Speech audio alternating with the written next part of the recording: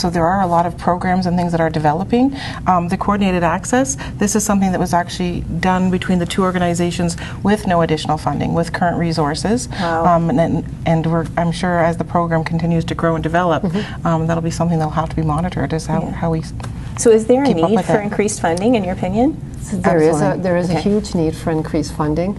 It is challenging at times to continue to provide all the services that individuals would need without walking into wait lists. So waiting lists are happening in all different organizations. And although we'll continue to provide services to the client, we know that there's a wait for the service that really is the ideal program for them. I think addictions is an area that we know there's wait lists for it, and people are talking about it, people are coming forward.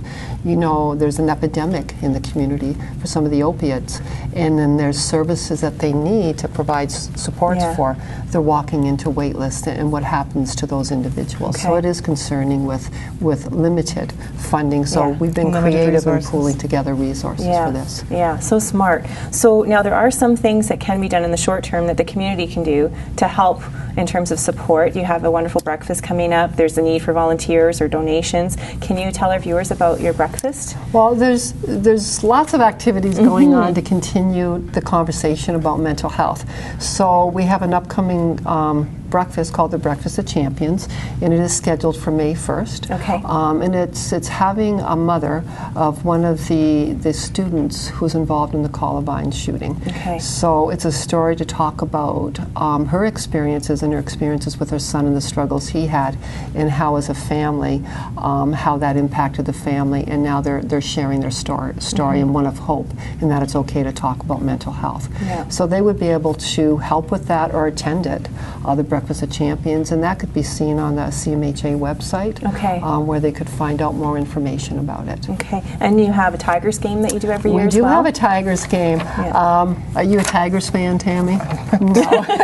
We do have a Tigers game. We said this wasn't a political show. We can't ask about sports. I use other sports, but we do have that, and that's pretty exciting, where it is kind of like a Canadian for a CMHA, right? And so the Tigers, and again, it's the CMHA website. It is talk about mental health, getting the conversations out there.